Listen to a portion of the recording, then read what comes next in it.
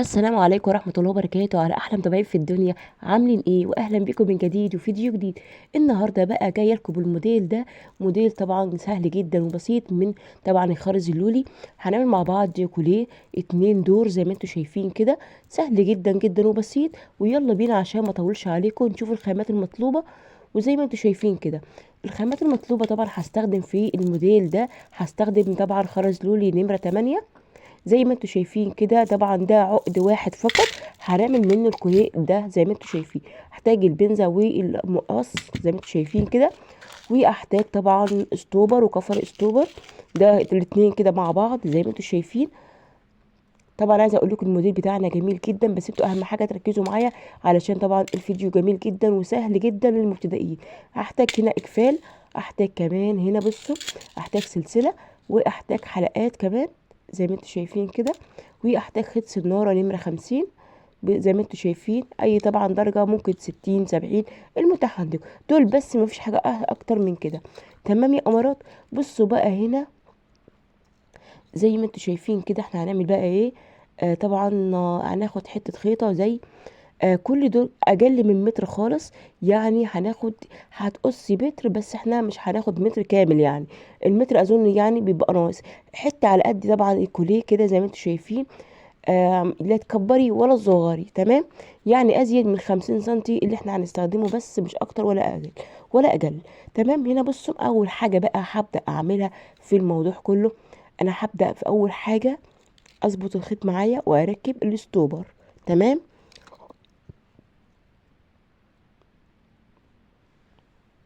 اول حاجه بقى بصوا، وهاخد كمان مقاس للدور التاني علشان ما ارجعش تاني اقص والكلام ده كله. هاخد بقى اول حاجه ايه، طبعا الستوبر عشان اركبه زي ما انتوا شايفين كده. طبعا هنتابعوا معايا الطريقه علشان طبعا ما تتلخبطوش والمبتدئين يركزوا معايا. طبعا انا عايزه اقول لكم الطريقه سهله جدا جدا وبسيطه، مفيش اي حاجه صعبه خالص. انتوا بس عليكم ما عليكم الا تركزوا فقط لا غير علشان تقدروا تعملوا طبعا الطريقه سهله جدا جدا وموديل شيك. ينفع العرايس، ينفع اي مناسبه عندك، طبعا جميل جدا خالص في المناسبات. هيليق على اي طبعا إن اللون الابيض ده بيليق على اي هدوم عندك. زي ما انتوا شايفين هبتدي بقى هون فتحت الكفر الاستوبر على اخره زي ما انتوا شايفين كده. وبعدين بقى هبتدي بقى كمان الحلقه اللي احنا بنحطها بعد كفر الاستوبر زي ما انتوا شايفين كده. حلقه صغيره جدا جدا يعني. مش عارفه هي باينه لكم ولا لا، بس هي حلقه صغيره زي ما انتوا شايفين كده. هركبها في الخيط زي ما انتوا شايفين. هي بس الحلقة منها صغيرة فوقعت مني، فانا هشوفها اكيد وهنعمل طبعا هنركبها بالطريقة اللي هتشوفوها دي. تمام. بصوا هنا الحلقة كده هنيت، هركبها بقى هدوس عليها بالبنزة بالجنب العريض دي طبعا زي ما انتم شايفين كده، علشان دي بقى عايزه اقول لك هتحملك بقى ايه الخرز يطلع من الكوليه زي ما انتم شايفين. تمام. اظن الطريقه سهله جدا جدا وبسيطه، ما فيهاش اي حاجه صعبه خالص. احنا بنعمل دي كده علشان طبعا الخرز ما يطلعش. هقفل بقى الكفر الاستوبر عليه زي ما انتم شايفين كده. يعني زياده امان هاكد برضو ان انا اقفل كويس على طبعا الكفر على الاستوبر زي ما انتم شايفين كده. طب انا عايزه اقول لك كده مفيش اسهل ولا احلى من كده طريقه. تمام يا امارات. بصوا بقى هنا هبتدي بقى ناخد ايه، هاخد بقى ايه شويه كده من الخرز اللولي. تمام.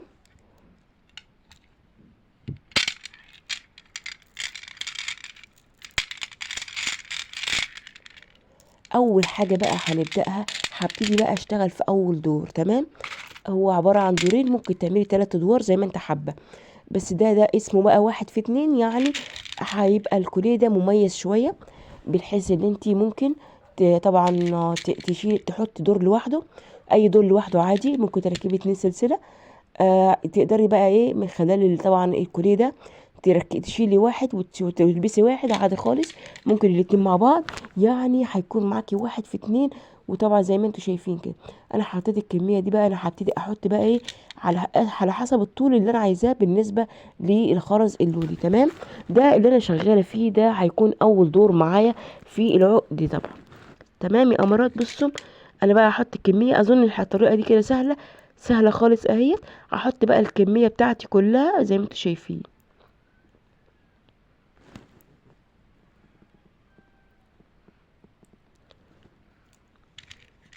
عايزه بقى تعمليه باي لون عندك، عايزه تعملي، انا فضلت اعمله باللون الابيض. انتوا بقى عايزين تعملوه بلون تاني اوكي مفيش مشاكل. بصوا هنا انا هكمل بقى عشان ما اطولش عليكم. انا كملت اول دور هنا، فاضل كمان كام واحده كده.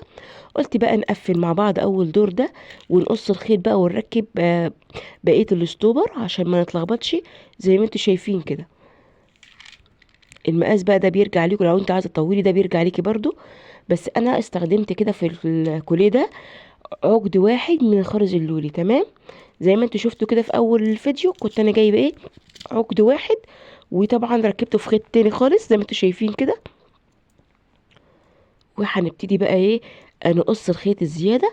يعني بص كده علشان انا عايزه طبعا العقد ده يبقى واخد راحته وما يبقاش مشدود جامد، علشان طبعا يبقى ياخد راحته ويبقى منظره كويس يعني. تمام.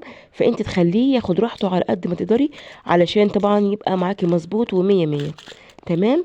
بصي هنا كده هناخد بقى ايه، حلقة ستوبر كده زي ما انتوا شايفين، وبعدين هركبها في طبعا الكفر ورا مع الكفر كده، واعملها بالبنز زي ما عملت كده اول مرة في اول ايه العقد. تمام. بصوا كده انا هبقى هضغط جامد. اهم حاجة تضغطي جامد علشان طبعا الحاجات دي طبعا العقد ما يتحلش منك ويبقى مظبوط. تمام. على قد ما تقدري تجمدي عليه علشان يبقى كويس.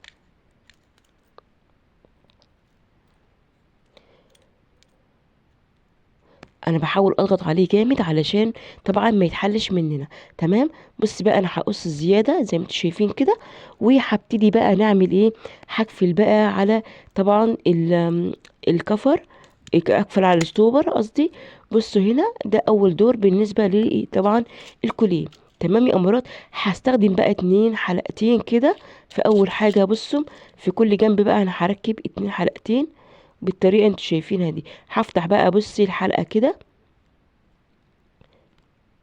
تفتحي الحلقه كده وتحطيها طبعا في كفر الاستوبر فيه خرمين زي ما انت شايفه كده، وتكفيلي عليهم كويس جدا علشان طبعا الشغل يبقى معاكي مظبوط ومعدول. تمام. بصي بعد كده هنعمل ايه، نفس الكلام بالظبط في الناحيه التانية. اظن الطريقه هنا سهله جدا لحد كده. بصي بعدين هنعمل ايه بقى، السلسله بقى دي هنركبها بعدين لما اعمل الدور التاني. تمام. هتشوفوا دلوقتي ده كده اول دور عملناه. تمام. كده ده الدور الاولاني. هعمل نفس اللي عملته في نفس النظام التاني زي ما انتوا شايفين كده. الفرق هنا معايا هيكون ايه بقى، الدور كبير ودور صغير. تمام. يعني احنا هنركب بقى نفس الكلام بالظبط، ستوبر وكفر وكلام من ده زي ما عملت في التاني بالظبط. تمام. يعني الخطوة هي مفيش اي حاجة متغيرة. الموضوع كله اللي احنا بقى هنعمل دور كبير ودور صغير زي ما انتوا شايفين كده. هنبتدي بقى نعمل ايه، طبعا هناخد طبعا ايه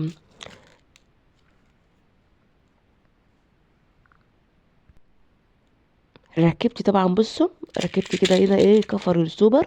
هحط بقى الكمية بتاعتي، بس تحاولوا تخلي طبعا الكمية بتكون اقل طبعا من الدور التاني، الدور الاولاني اللي احنا عملناه.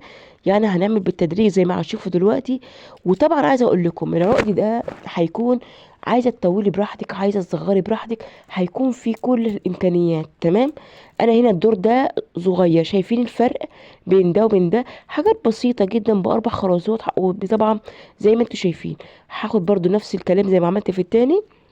وبعدين هنعمل ايه، طبعا الخيط الزياده اللي بيفضل ده انا ما برميش اي خيط عندي لاني بستخدمه بعدين. تمام. هحط بقى الستوبر زي ما انتم شايفين واقفل عليه نفس الخطوات بالظبط. تمام. اظن طبعا هنا الطريقه مفيش اسهل طبعا ولا احلى من كده، طريقه سهله جدا جدا وبسيطه للمبتدئين. بص بقى انا هقفل على الكفر كده بالستوبر زي ما انتم شايفين بالنظام اللي انتوا شايفينه ده. وبعدين بقى يعني انا كده يعني بقفل على الستوبر زي ما انتوا شايفين. وبعدين عشان يبقى الشغل جامد ومشدود ومظبوط ومية مية. تمام يا امارات. اهم حاجه ما تنسوش تعملوا لي لايك للفيديو واشتراك طبعا في القناه، علشان اي حاجه طبعا، وتفعلوا زر الجرس علشان اي حاجه بنزلها توصلكم على طول وتشوفوها. وما تنسوش تقولوا لي رايكم في التعليقات. وطبعا اتمنى اللي ينفذ الطريقه يقول لي طبعا اعملها بلون ايه. شوفوا هنا المقاس بقى ده كده، ده العقد كده واخد راحته جدا جدا زي ما انتم شايفين. الفرق بقى هنا بصوا، الفرق حاجات بسيطة يعني بتلات أربع خرزات. هو هيكون بالنظام ده كده. هبتدي أول حاجة أركب السلسلة. باخد المقاس، بتاخد المقاس اللي أنت عايزاه، تمام، على حسب ما طبعا أنت هتلبسيه ازاي وهتعمليه ازاي، تمام. بالنسبة لطول السلسلة، أنا عايزة أقول لكم هنا بقى السلسلة، أنا طبعا هنركب طبعا قفل كمان في السلسلة دي، بس أنا قلت طبعا أظبط الدنيا الأول وبعدين أشوف موضوع القفل، تمام. هحط بقى في الناحية التانية زي ما انتم شايفين كده وأقفل، تمام. عايزه تسيبيه كده من غير ما تحطي قفل تاني، اوكي مفيش مشاكل. بس انا بالنسبه لي هركب قفل عشان لو حابه اضيق اوسع زي ما انتوا عايزين بقى. تمام. يعني القفل اللي في النص اللي انا هركبه في الدور ده هيكون فوق كده في السلسله من فوق، تمام، زي ما انتوا شايفين كده. والدور التاني هبتدي اركب حلقتين زي ما هتشوفوا دلوقتي، وهركب فيه 2 قفل. كل طرف هركب فيه 2 قفل، لان طبعا عايزه اقول لك ممكن تشيلي ده في اي وقت زي ما انت حابه، ممكن تحطيه زي ما انت حابه على حسب طبعا ما انتوا عايزين. هنا انا هركب هنا قفل بقى بالحلقه كمان، تمام، زي ما انتوا شايفين كده. ده الموديل كده طالع كده يعني، بالحيث لو انت عايزه تركبي واحد تشيلي واحد كلام من ده، يبقى معاكي في كل الحالات شغال، اوكي تمام. بصوا بقى انا هركب القفل كده بالطريقه انتوا شايفينها دي. هجيب حلقه كمان ولا حلقتين في كل واحده، وبعدين هفتح الحلقه كده زي ما انتوا شايفين، وهركب القفل كده من الخرم بتاع القفل كده. المبتدئين بقى يركزوا علشان لو بتعملوا طبعا مشاريع من المشاريع ديت تكونوا عارفين الطريقه وتكون الطريقه سهله ليكم.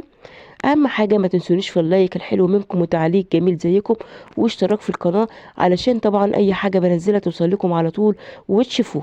وزي ما انتم شايفين كده انا ركبت طبعا القفل. طبعا بصوا، عايزه تحطيه في اي مكان انتوا عايزاه، توسعي تضيقي تكبري الصغاري زي ما انت عايزه بالظبط. الطريقه كده بصي مفيش اسهل من كده. نفس الكلام هعمله في الناحيه التانية بالظبط، تمام. عملت كده الطريقه نفس الكلام زي ما عملت في الخطوه التانية. وبعدين بقى بصي، شوفوا بقى الموديل، هو الموديل كده. طبعا جنب كده بصي بالنظام ده طلع كده معايا دور اكبر من دور، تمام. انا هنا بصي انا هوريك التفاصيل هنا النظام ماشي ازاي. زي ما انتم شايفين كده احنا ركبنا الاقفال وظبطنا كل حاجه وكل حاجه تمام. ما تنسوش تعملوا لايك واشتراك وتفعلوا زر الجرس علشان اي حاجه بتبقى منزله توصل لكم على طول طبعا وتشوفوه. وانا عايزه اقول لكم كمان ان انا هركب طبعا هنا قفل كمان، وخلاص على كده ويبقى باي باي.